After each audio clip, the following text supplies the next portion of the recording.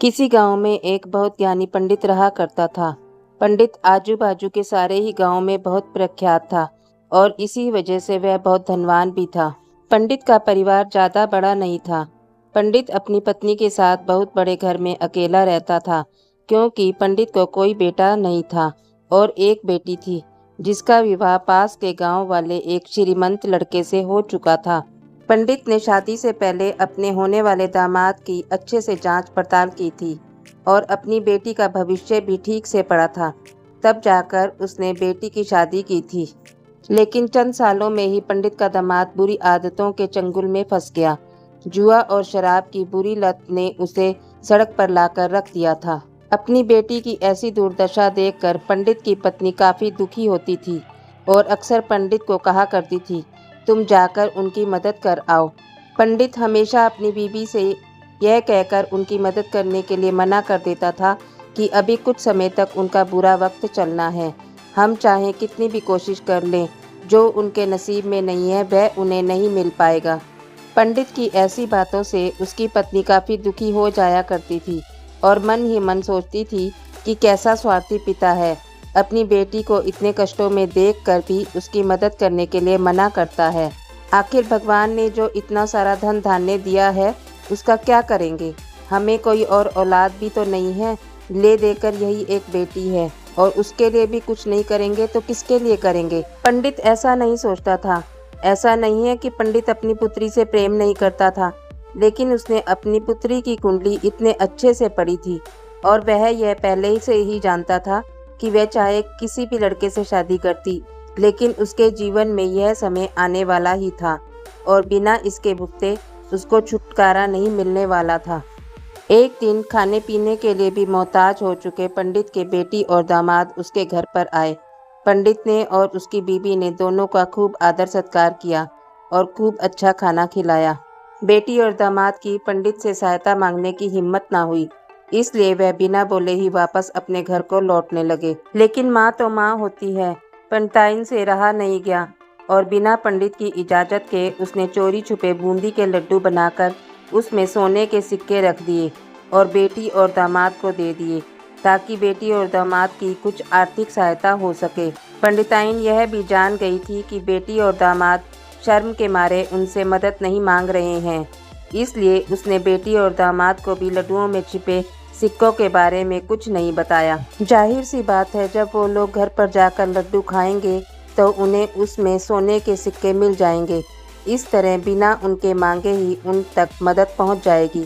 सोचकर पंडिताइन मन ही मन अपनी बेटी की मदद करने के लिए खुश होने लगी। पंडित के दामाद और बेटी उन दोनों का आशीर्वाद लेकर अपने घर की तरफ रवाना हो गए। उन दिनों गाड़ियां तो होती नहीं थी, घोड़ा गाड़ी या बैलगाड़ियां चलती थी। पैसे ना होते तो और चीज़ों की लेन देन से भी व्यवहार होता था। बेटी और दामाद का गांव पंडित के घर से कोसों दूर था, फिर भी पैसों की कमी के चलते वह चलकर अपने गांव की तरफ निकल पड़े। थोड़ी दूर ही चले थे कि पंडित की बेटी के पैर में मोच आ गई और अब उसको चलना भी मुश्किल हो गया। पंडित के दामाद ने जब देखा कि उसकी बीवी अब बिल्कुल चलने में सक्षम नहीं है, तो उसने एक बैलगाड़ी अपने घर तक किराए पर ले ली। दोनों पति पत्नी बैलगाड़ी में बैठकर घर तक पहुंच गए, लेकिन बैलगाड़ी वाले को देने के लिए उनके पास पैसे नहीं थे। इसलिए पंडिताइन ने जो बूंदी के लड्डू उन्हें दिए थे, वही किराए के तौर पर उन्होंने बैलगाड़ी वाले को दे दिए। बैलगाड़ी वाला बूंदी के लड्डू को लेकर वहां से चला गया। बैलगाड़ी वाला अपने घर की तरफ जा रहा था, तब उसे एक हलवाई की दुकान दिखी। उसने सोचा कि थोड़े से बूंदी के लड्डुओं से मेरे घर के लोगों का पेट थोड़ी भरने वाला है।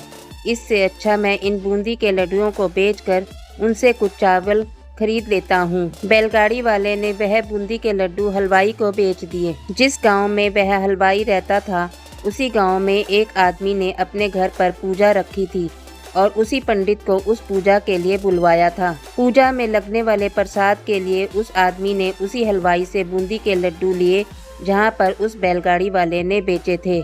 हलवाई ने भी उस आदमी को बैलगाड़ी वाले से खरीदे हुए लड्डू ही पहले दिए, ताकि वह खराब ना हो जाएं, क्योंकि वह नहीं जानता था कि वह लड्डू कब बने हैं। पूजा खत्म होने पर दक्षिणा और बूंदी के लड्डू लेकर जब पंडित अपने घर आया और खाना खाने बैठा तो प्रसाद में लाए बूंदी के लड्डू खाते वक्त लड्डू से सोने का सिक्का निकला। इस घटना को देखकर पंडिताइन की आंखों से आंसू बहने लगे। पंडित ने जब पंडिताइन से उसके रोने का कारण पूछा तो पंडिताइन ने पंडित को सब कुछ बताया और पंडित से उनकी बातों पर भरोसा न करने के लिए माफ़ी मांगी। पंडित ने पंडिताइन के आंसू पोंछे और कहा कि मैं तुम्हारी तरह अपनी बेटी को बहुत प्रेम करता हूँ, लेकिन अगर हम उसकी अब मदद करते हैं तो दामाद हमसे हमेशा ऐसे ही मदद की अपेक्षा रखेगा और अपनी बुरी आदतों को कभी नहीं छोड़ेगा। पंडिताइन भी अब पंडित की बातों से सहमत हो गई। 2-3 महीने बीत गए।